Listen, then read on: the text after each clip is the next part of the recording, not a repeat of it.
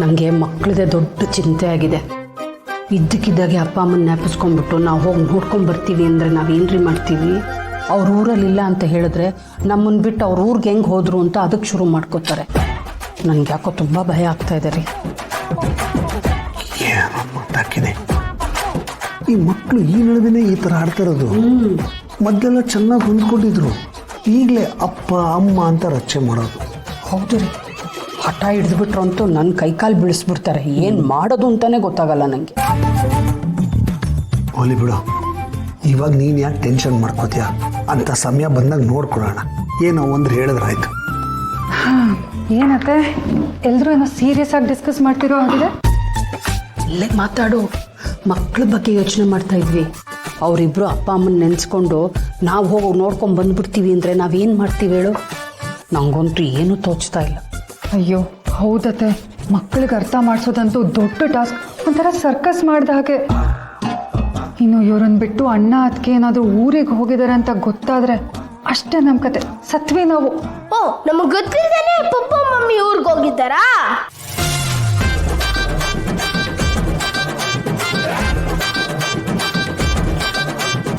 ನಿಮಗೆ ವಿಷಯ ಗೊತ್ತಿದ್ದು ನಮ್ಮ ಹತ್ರ ಮುಚ್ಚಿಟ್ಟಿದ್ದೀರಾ ಅಲ್ವಾ?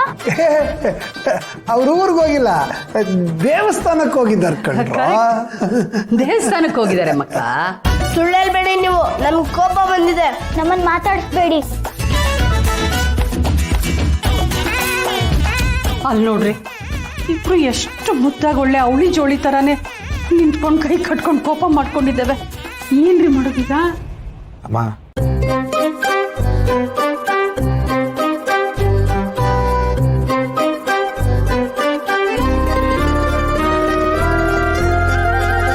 ನನ್ನ ಮುದ್ದು ಪುಟಾಣಿಗಳು.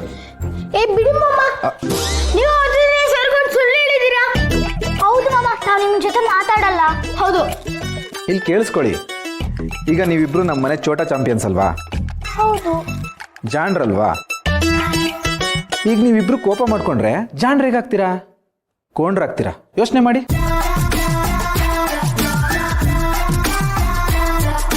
ಏನು ಗೊತ್ತಾ, ಈಗ ನಾನು ನಿಮ್ಮತ್ತೆ ಕೆಲಸಕ್ಕೆ ಅಂತ ಆಚೆ ಹೋಗ್ತೀವಿ. ಆಗ ಮನೆಯಲ್ಲಿ ನಿಮ್ಮ ಬೋಡ ತಾತ ಅಜ್ಜಿ ಮಾತ್ರ ಇರ್ತಾರೆ. ಅವರಿಬ್ರನ್ನ ಯಾರು ನೋಡ್ಕೋತಾರೆ ಹೇಳಿ? ಅದು ಅಲ್ಲದೆ ನಿಮ್ಮ ಬೋಡ ತಾತ ಅವಾಗ ಹುಷಾರ್ ಬೇರೆ ತಪ್ತಿರ್ತಾರೆ, ಗೊತ್ತಾ?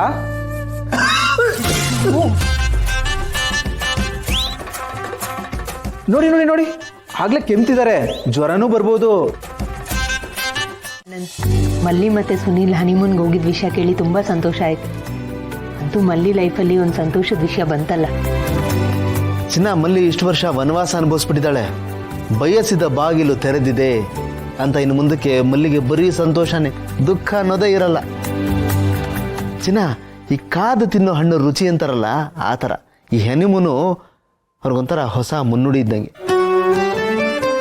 ಅದು ಸರಿ, ಅವ್ರ ಜೊತೆ ಗೌತಮ್ ಭೂಮಿಕಾನು ಹೋಗಿದಾರಲ್ಲ, ಇದಕ್ಕೇನು ಹೇಳೋದು? Honeymoon chapter 2. ಇವರಿಬ್ರು ನೋಡೋಕ್ಕಷ್ಟೇ ಡೀಸೆಂಟು, ಸೈಲೆಂಟು, ಭಯಂಕರ ಕಿಲಾಡಿಗಳು. ಅದೇನೋ ಅಂತಾರಲ್ಲ, ಗಳಿಗೆ ಸಿದ್ಧ ಒಳಗೆ ಮೆದ್ದ ಅಂತ, ಆ ಥರ.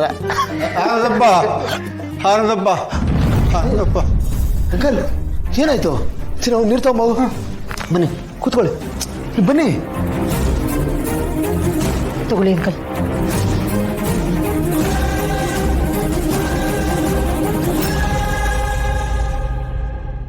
ಏನಾಯ್ತು ಅಂಕಲ್?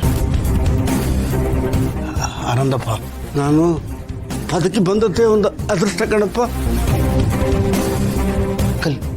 ಕಲ್ ಏನಾಯ್ತು ಹೇಳಿ? ಹೂ ಕಣಪ್ಪ, ನೆನೆಸ್ಕೊಂಡ್ರೆ ಚಳಿ ಜ್ವರ ಬಂದಂಗಾಗತ್ತೆ. ಜಯದೇವ್ ಇದಾನಲ್ಲ, ಅವನು ಮನುಷ್ಯ ಅಲ್ಲ ಕಣಪ್ಪ, ನರರೂಪದ ರಾಕ್ಷಸ. ಓ, ಏನಾಯ್ತು ಅಂತ ದಯವಿಟ್ಟು ಬಿಡಿಸಿ ಹೇಳಿ. ಅವತ್ತು ಮಲ್ಲಿ ಮದುವೆ ದಿವಸ ನೀನು ನನಗೆ ಫೋನ್ ಮಾಡಿದ್ಯಲ್ಲ? ಹೌದು. ಯಾರ ಹತ್ರ ಮಾತಾಡ್ತಾ ಇದ್ದೆ? ಎಡವಟ್ ಮಾಡ್ಕೊಂಡ್ಬಿಟ್ಟಿಯಲ್ಲ. ಎಡವಟ್ಟ? ಇನ್ವಿಟೇಷನ್ ಬೀಳ್ಸ್ಕೊಂಡ್ ಬಂದ್ಬಿಟ್ಟಿದ್ಯಲ್ಲ ಅಮ್ಮ. ನಮ್ಮ ಮನೆಯ ರಾಕೆಟ್ ಲಾಂಚರ್ ಇಂದ ನಮ್ಮ ಮನೆಯ ಮಿಸೈಲು ನಮ್ಮ ಮನೆಯಲ್ಲೇ ಬ್ಲಾಸ್ಟ್ ಆಗುತ್ತೆ. ಕುಚಿಕು ಕುಚಿಕು ಕುಚಿಕು ಅಂದ್ಕೊಂಡು ನನಗೆ ನಮ್ಮ ಕರಂ ಕೆಲಸ ಮಾಡ್ತೀಯಾ?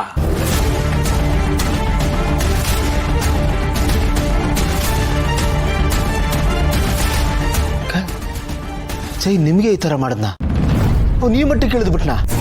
ಹ್ಞೂ ಕಣಪ್ಪ, ಅದೇ ಅವನ ಪ್ರೇಯಸಿ ತೀಯ ಇದ್ದಾಳಲ್ಲ, ಅವಳಿಗೆ ಅದು ಯಾವ ದೇವರು ಬುದ್ಧಿ ಕೊಟ್ಟರೋ ಗೊತ್ತಿಲ್ಲಮ್ಮ, ನನ್ನನ್ನು ಅಲ್ಲಿಂದ ಬಿಟ್ಟು ಕಳಿಸ್ಬಿಟ್ಲು.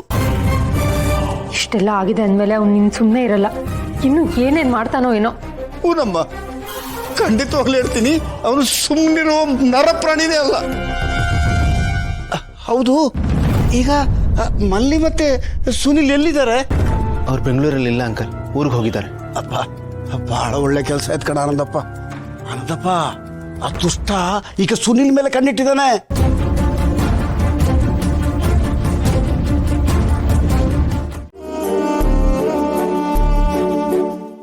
ಆ ಫೀಲೇ ಬೇರೆ. ಮಾತಲ್ಲಿ ಹೇಳಕ್ ಆಗ್ತಾ ಇರೋಂಥ ಅನುಭವ ಫೀಲ್ ಮಾಡ್ಬೇಕಷ್ಟೆ.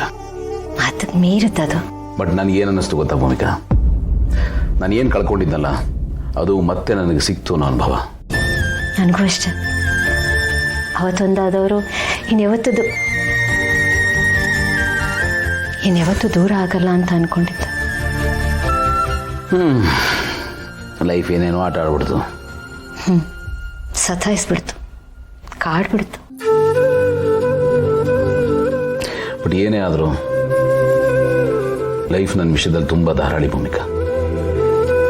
ನನಗೆ ಏನೇನು ಬೇಕೋ ಎಲ್ಲ ಅದನ್ನು ಮತ್ತೆ ನನಗೆ ತಂದು ಕೊಡ್ತು.